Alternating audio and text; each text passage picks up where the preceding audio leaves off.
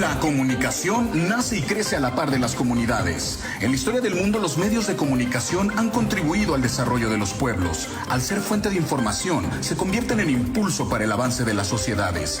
Hoy las noticias se mueven deprisa, son ágiles, puntuales. Hoy los usuarios son exigentes, concretos, van en busca de la verdad. Los profesionales del periodismo y la comunicación van por más para satisfacer a los públicos. Estamos aquí, vamos a satisfacer la voracidad informativa de nuestra audiencia. Somos el medio informativo por excelencia de nuestra hermosa provincia.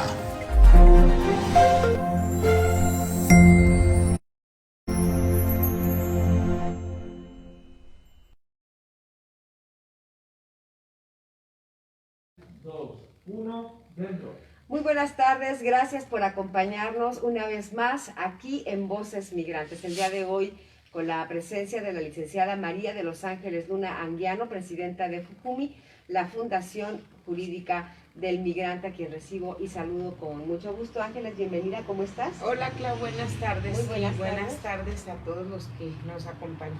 Gracias a ti por estar presente el día de hoy. Desde luego, gracias a Alexis Barriga en la realización y en los controles técnicos transmitiendo desde la cabina de provincia. Yo soy Claudia Álvarez Medrano y pues el día de hoy manejaremos un tema que la verdad suena muy interesante con María de los Ángeles respecto a las personas incapaces. Entonces, de entrada, Ángeles, yo pensaría que pues todos somos incapaces para muchas cosas, ¿no? En muchos aspectos de nuestras vidas. Sin embargo, aquí hablamos en ciertos rubros y vamos a iniciar con este tema partiendo de la incapacitación judicial. Sí. ¿De qué se trata?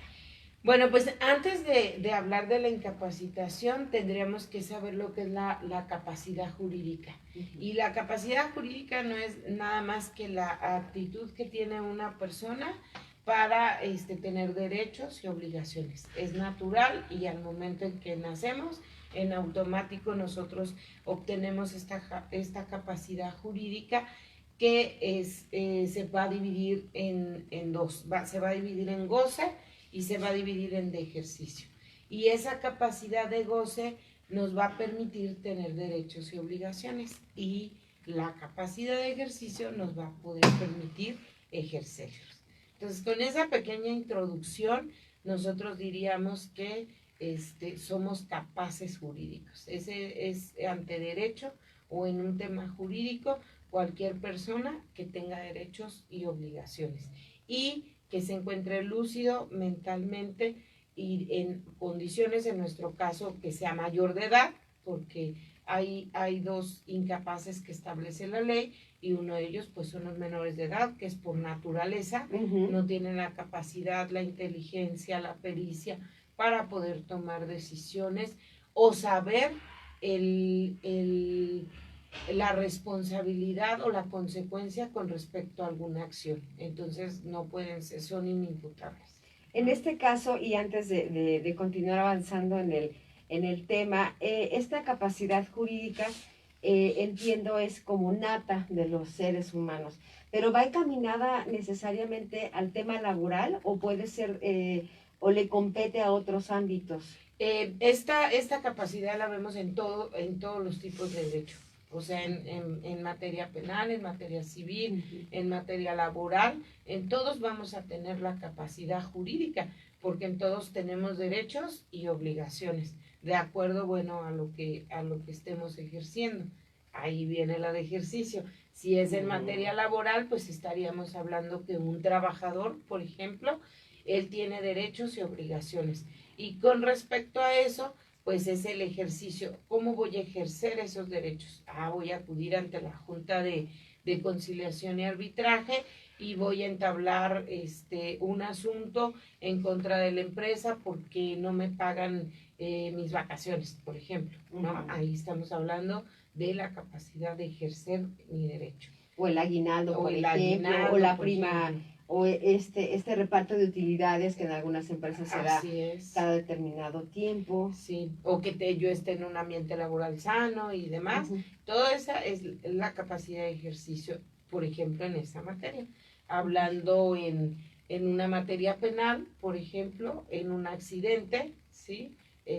Los derechos y obligaciones a los que yo tenía derecho, por ejemplo, a manejar, pero ya contrajo una obligación porque lesioné a una persona en un choque o atropellé a una persona.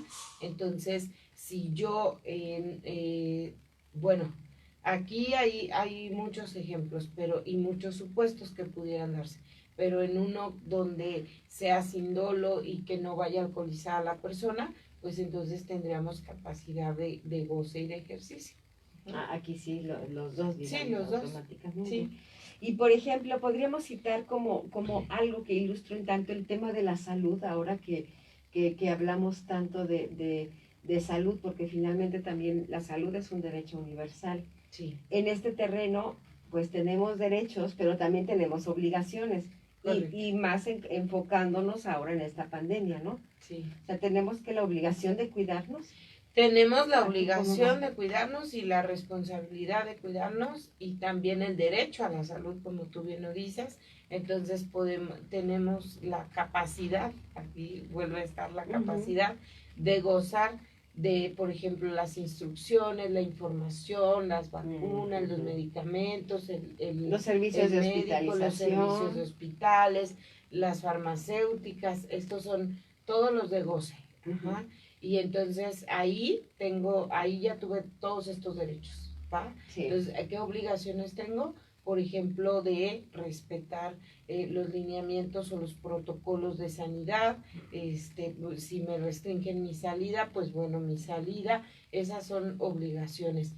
Y de ejercicio, pues poder ejercerlas, por ejemplo, aquí una materia laboral que viene perfecto aplicable, el trabajo en casa, ¿no? Por ejemplo, que quienes puedan hacer trabajo en casa, es una de ejercicio que puede hacerse.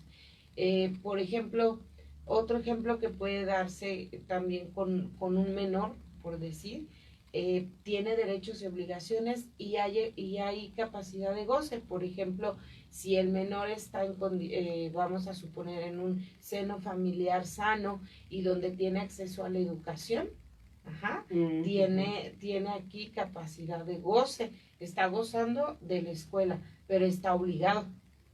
Claro, a estar estudiando, a estar respondiendo a este beneficio que se le está dando porque él tiene acceso a la educación, ¿sí? Esa es una responsabilidad de los menores, por ejemplo, sí, ¿no? Que es un ejemplo que nos puede abrir mucho el panorama. Y por eso dicen, es que es un menor de edad, todavía no le aplica la ley porque es un incapaz ahí todavía. Pero de manera natural, a los 18 años, deja de ser un incapaz. Y ahí entonces pensamos en todas las responsabilidades que también adquiere al ser mayor de edad. Así es. Ahí ya como que cambia la cosa, ¿no? Sí, ya va a cambiar porque ya va a tener las de ejercicio.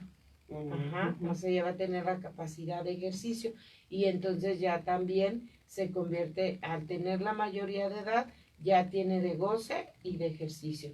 Si tenemos el caso de una persona física que aunque sea mayor de edad, por ejemplo, una persona que tiene Alzheimer, una persona que tiene una adicción, una persona que tiene algún trastorno mental o que es dependiente al alcohol, por ejemplo, ellos siguen siendo incapaces, pueden declarar. Aunque sean mayores de edad. Aunque sean mayores de edad y por un tema de salud debe de quedar bajo la tutela de una tercera persona o curatela, el juez lo dictaminará. Muy bien.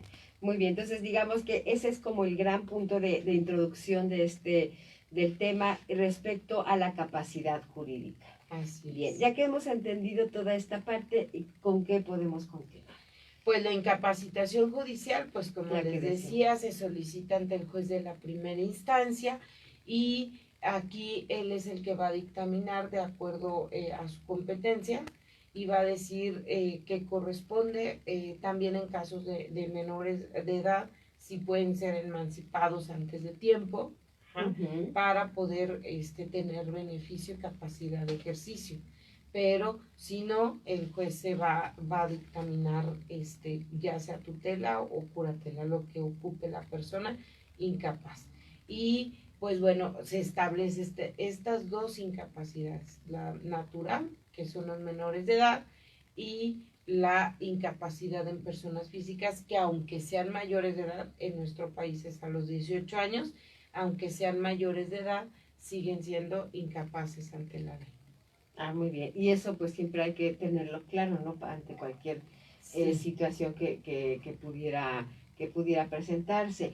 Pero ¿qué pasa, Ángeles, por ejemplo, cuando yo como adulto tengo bajo mi responsabilidad 1 o 2 menores de edad y por un lado no hago que se cumplan sus derechos y también no lo hago que cumplan sus obligaciones? Tú mencionabas hace un momento, por ejemplo, el tema de la educación. Evidentemente, si está en casa, pensaríamos que todos pueden estar estudiando al mismo nivel, cosa que no ha ocurrido. ¿Qué pasa si, por ejemplo, se me ocurre que alguien, algún chico, adolescente, niña dice, bueno, pues yo sí puedo tener todos los servicios aquí en casa, pero yo no quiero seguir estudiando?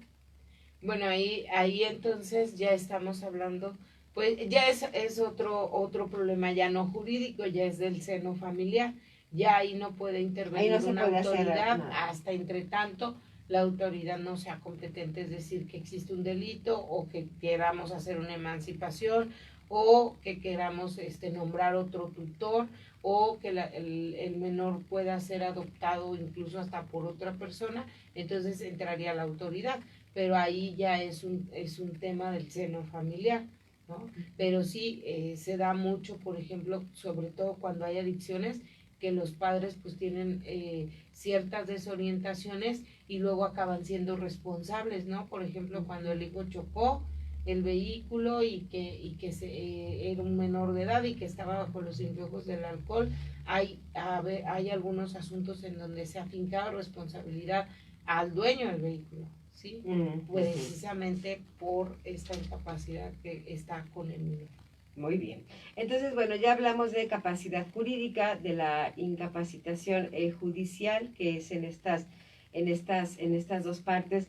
¿Qué más podríamos decir de las personas incapaces? Pues sobre todo cuando hay personas de la tercera edad, como les comentaba, que están enfermos, que están como yo les ponía el ejemplo del Alzheimer. Ajá. Entonces, ¿quiénes pueden ejercer la tutela o quiénes pueden ejercer el cuidado o ser complemento para supervisar lo que son sus bienes, sus derechos, sus obligaciones? Pues son la familia ascendente y descendente. Puede ser papás, abuelos o padres, y hacia abajo pues son hijos, nietos, bisnietos, ¿sí? Pienso, por ejemplo, en una persona con Alzheimer, que supongo que está facultada, por ejemplo, como para hacer un testamento. No. Porque podría manipularlo alguien, un tercero, digamos. Pues una persona que depende del grado, pero ya una persona se considera un trastorno mental, entonces ya no sería un testamento que cumple con todos los requisitos, que el testamento, pues bueno, para atestar debes estar 100% en pleno uso de tus facultades mentales. Entonces ahí no puedes testar. Sin embargo, pues bueno, ahí está debe haber forzosamente un tutor, por ejemplo, en este tipo de enfermedades, donde tienes que tener medicación, cuidados especiales, donde debe de atenderte pues la familia, prácticamente son los primeros que se responsabilizan, y ahí pues es como van pasando, por ejemplo, las propiedades a manos de los que tienen derecho a heredar. Si está intestado y algún familiar hace alguna solicitud ante un juez, pues bueno, ya se hará el juicio sucesorio testamentario que corresponda para que pueda atestar el que en derecho corresponde. Y en este caso, por ejemplo, los tutores pueden ser esposo o esposa, hijos, familiares en diferentes grados. Sí, claro. Ah, muy bien. Sí. ¿Y yo me autonombro o cómo es que se trabaja? No, el juez va a dictaminar de acuerdo a la petición que tenga. Mira, si tenemos un incapaz que es un mayor de edad, pues generalmente hay alguien que responde, ¿no? A la necesidad de él.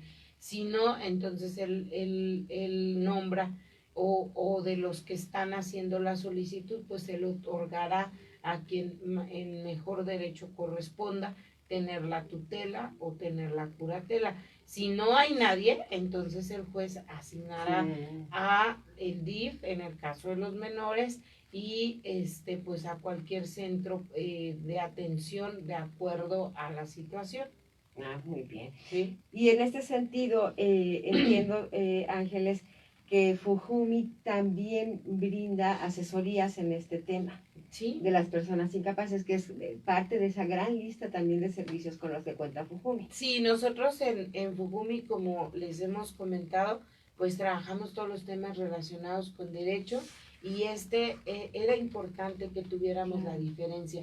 Muchas veces me preguntan, oiga, y por ejemplo, mi abuelito pues nunca hizo testamento, pero ahora ya tiene, es muy, se da mucho en los trastornos como en la demencia senil, Alzheimer, nosotros lo vemos mucho en que mueren sin un testamento bien establecido y nosotros lo que hacemos pues es darles asesoría para que ellos puedan reclamar estos bienes.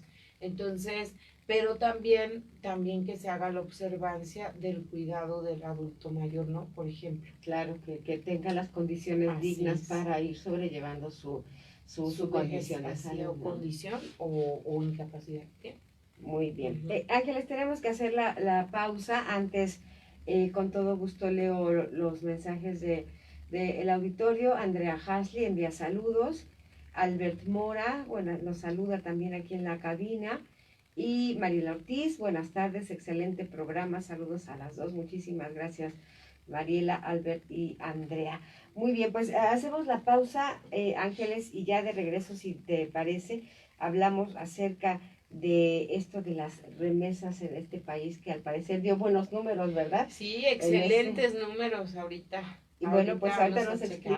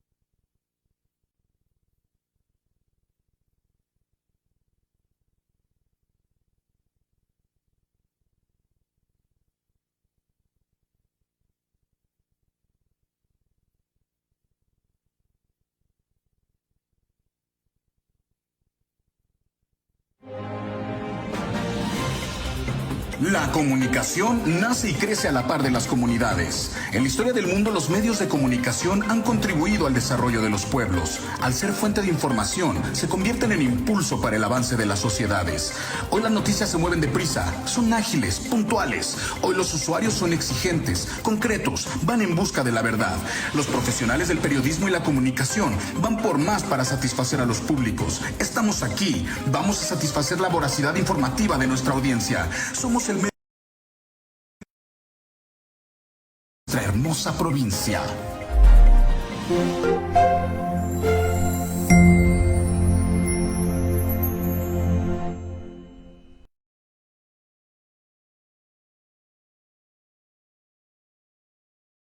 Migrantes, y retomamos nuestra conversación con la licenciada María de los Ángeles Luna Anguiano, presidenta de Fujumi, la Fundación Jurídica del Migrante. En nuestro primer bloque hablábamos acerca de las personas incapaces y bueno, ya desglosaba la verdad muy atinadamente todo lo que implica este tema y desde luego todos los servicios de asesoría que presta Fujumi en este sentido.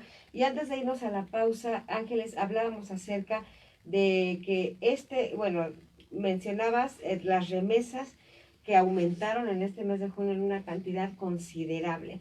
a reserva de dar la cifra, por supuesto, y todo, ¿qué tiene que ver aquí, por ejemplo, el programa H2 en ese sentido?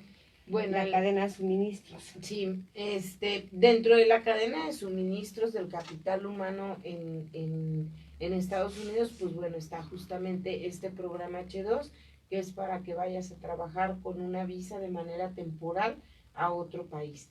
Sin embargo, pues es una buena y una mala noticia, ¿no? A mayor demanda, pues mayor derrama económica, pero esto significa que entonces estamos perdiendo todavía más empleos aquí en el país. Estamos perdiendo la capacidad de mantener los empleos de la gente y de mantener el ingreso que tenían constante aquí en lo que son nuestras comunidades. Ciertamente alcanza un 25.5% contra el primer trimestre del año, el incremento que se tuvo en las remesas entre los meses de junio y julio. Alcanza 23.6 millones de pesos, que está exageradísimo a contrarrestar al primer trimestre, como te comentaba. ¿Esto qué significa? Bueno, pues que significa que los migrantes están mandando más dinero a las comunidades. Básicamente, si lo queremos traducir, pues eso es lo que significa. ¿Qué es lo que ocurre también? Siempre lo he comparado yo, que en cuanto entra más ingreso a través de las remesas, también tenemos una alza en los costos de todos los productos. Exacto. Así es. Y lo hemos notado, ¿no? Y lo hemos notado. Entonces, tú te fijas que si ya antes ibas a la tienda con 1,000 pesos, pues ahora ocupabas 1,300. Sí. Ahora vas a ocupar 1,600. O dejas de comprar algunas cosas para que te alcancen los mismos 1,300. Ese es el más o menos cómo se mueve. Entonces son buenas y malas noticias. Buenas porque de alguna manera la gente sigue teniendo un ingreso, es el sostén, con el ¿no? cual familia. se sostiene la familia. Pero malo porque entonces nos está hablando de desempleo en México y nos está hablando de incremento o alza en los costos que nosotros tenemos justo en la cadena de suministro y que nos va a afectar en algún momento, ¿no? Incluso ahorita que estamos nuevamente en semáforo rojo, pues sí. Va a tener, yo supongo que en septiembre estaremos hablando que todavía hubo un incremento más. Bien, y bueno, y en ese sentido, o prácticamente es así como seguramente muchas economías familiares se están sosteniendo, gracias a estas remesas, ¿no? Sí. Completamente. Así es. Y lo que yo sí creo y considero importante es, urge nuevamente, yo hago una invitación a que se revise, se analice muy bien lo que son los acuerdos binacionales, las políticas públicas que se pueden aplicar en este esquema económico que se produce a través del programa H2, porque el beneficiado directo es el municipio a donde llegan las remesas. Entonces, yo considero que si realmente hay un beneficio para nuestras comunidades y somos la inyección de capital número 1 para el Producto Interno Bruto del país, pues bien requiere que este capital humano vaya con toda una estructura binacional y garantizados todos sus derechos laborales.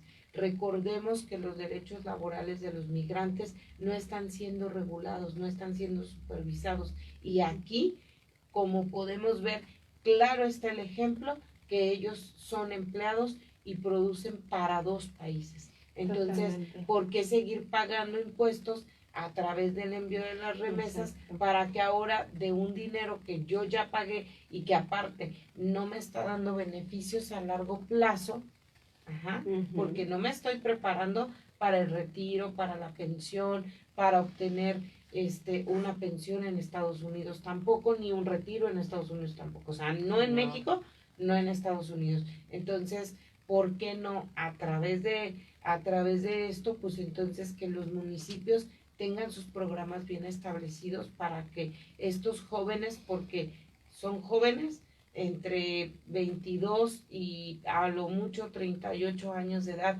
en un 70-80%, los que salen a trabajar con el programa H2. Entonces, es importante que tengamos este esquema laboral. Y bueno, pues Fujumi tiene un programa donde les proporciona toda esta certeza jurídica binacional, les proporciona transparencia de su proceso dentro de todo el reclutamiento, la selección, el perfileo y luego la colocación, y donde a través de nuestras filiales nosotros sí salvaguardamos los derechos de manera binacional. Pero bueno, no basta tan solo hacerlo desde la sociedad civil, se debe implementar un programa de gobierno bien establecido donde se haga de manera institucional. De acuerdo, y porque evidentemente estos jóvenes de este rango de edad que mencionas, en algún momento tendrán que regresar. Por supuesto. Entonces no generaron antigüedad, digamos, o sea, fueron generando el sostén de día a día. Así es. Nada más.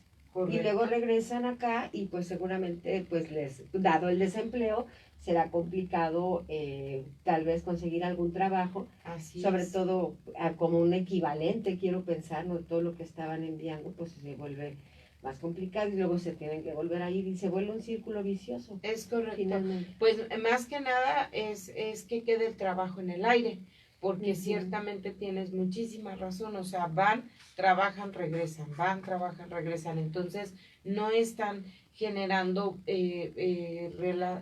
derechos ni en México ni en Estados Unidos. Sin embargo, pues bueno, quien tenga la oportunidad y se pueda acercar a nosotros, con nosotros obtendrá algún valor agregado a este proceso, donde sí va a poder obtener esto que nosotros les estamos comentando. Sin embargo, no es suficiente. Debemos hacer todavía mayor esfuerzo, hacer vínculo, ser a lo mejor hasta coadyuvantes de lo que es el municipio, lo que es el gobierno estatal, lo que es el gobierno federal, para que se pueda dar un programa que sí cumpla con los lineamientos y las políticas públicas binacionales que se requieren, porque nosotros estamos entregando nuestra mejor mano de obra. O Totalmente. sea, es el capital humano que también le podría estar produciendo a México, lo que es a través de nosotros los empresarios en las diversas fuentes de empleo que tenemos. Claro, y no las hay, y o no sea, las se hay. van. Se van, ¿no? porque, bueno, es un círculo vicioso, Sí. que justamente salen de nuestro país porque en sus comunidades no hay No hay oportunidades, trabajos, ajá. y lo que nosotros estamos viendo aquí es que se van sin tener sus beneficios garantizados, sus derechos garantizados, y que de entrada necesitamos que todos los municipios cuenten con un regidor migrante capacitado para poderles explicar todo lo que conlleva el programa H2. Claro, y verdaderamente generar políticas públicas en beneficio, ¿no? Así es. De esta actividad. Y que sean aplicables para el migrante, claro, y sus familias. Muchas veces las iniciativas de ley nacen en un escritorio. No quiero desameritar a nadie, pero la experiencia se obtiene en el campo. Y nosotros que hemos trabajado durante 25 años y que tenemos toda esta trayectoria, sabemos la necesidad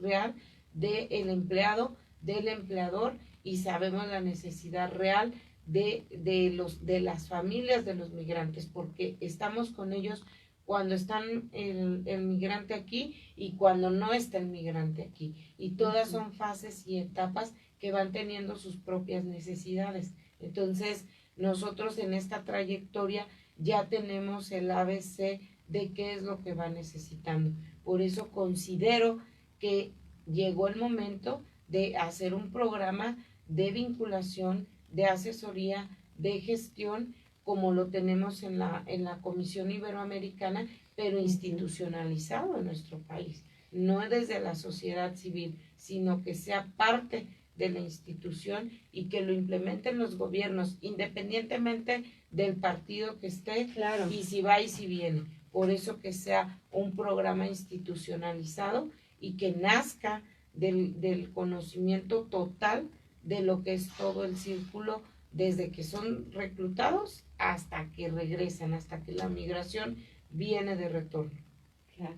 y me parece que es, bueno, este es como un buen momento, ¿no?, para plantear esas políticas públicas ante un gobierno municipal que entrará muy pronto, un gobierno estatal que entrará muy pronto, si bien el gobierno federal ya está avanzado, bueno, aquí hay como que habría como una gran oportunidad para poder capitalizar este tema. Sí, por supuesto, y aparte, sobre todo, yo les digo, bueno, es que los migrantes lo único que ocupan es una orientación, una vinculación y un poquito de esfuerzo de los gobiernos para hacer las vinculaciones necesarias a través de las embajadas, a través de los distintos departamentos que tienen a su cargo el tema laboral.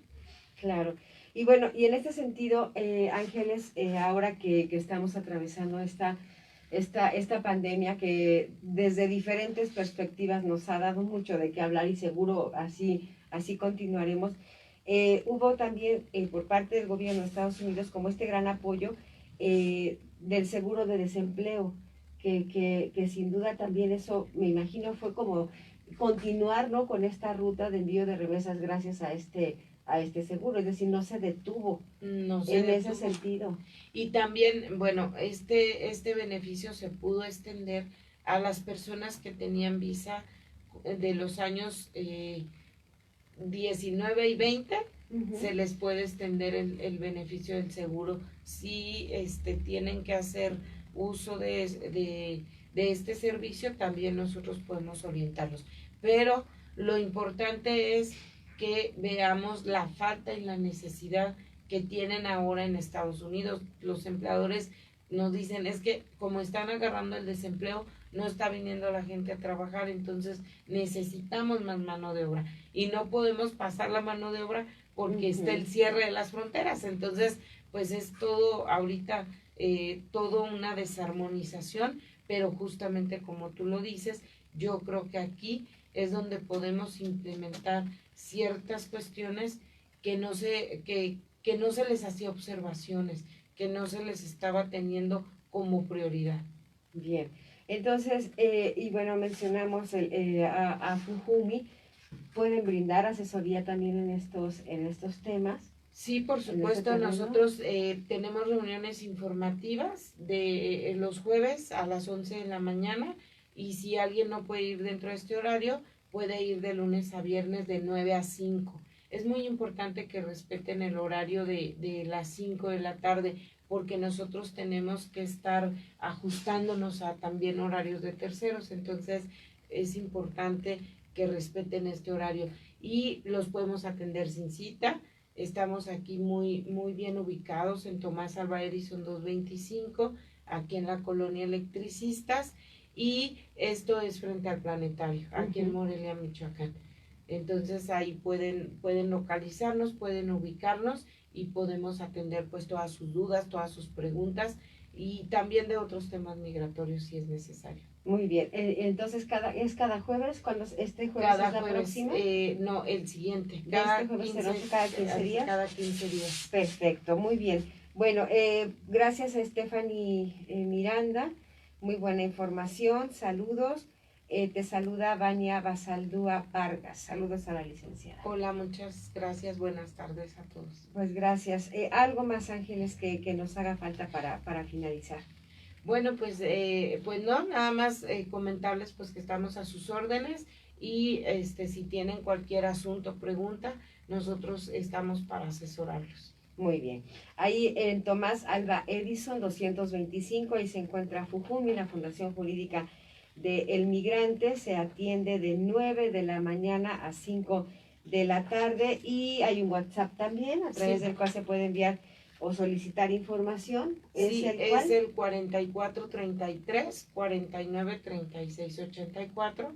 Ahí podemos atenderlos a través de WhatsApp. Muy bien. Ángeles, pues muchas gracias por tu compañía. Nos vemos y escuchamos en 8 días, ¿de acuerdo? De acuerdo. Muchísimas gracias. Hasta la próxima.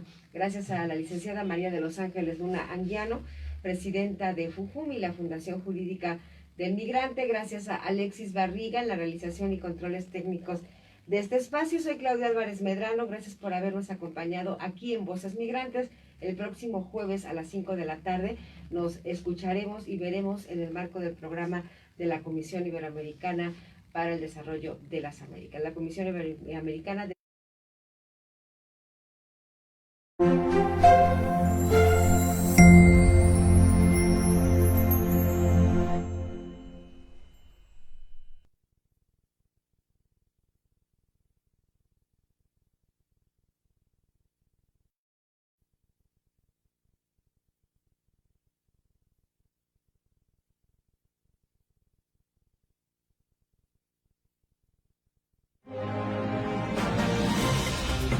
La comunicación nace y crece a la par de las comunidades. En la historia del mundo, los medios de comunicación han contribuido al desarrollo de los pueblos. Al ser fuente de información, se convierten en impulso para el avance de las sociedades. Hoy las noticias se mueven deprisa, son ágiles, puntuales. Hoy los usuarios son exigentes, concretos, van en busca de la verdad. Los profesionales del periodismo y la comunicación van por más para satisfacer a los públicos. Estamos aquí, vamos a satisfacer la voracidad informativa de nuestra audiencia. Somos el medio informativo por excelencia de nuestra hermosa provincia.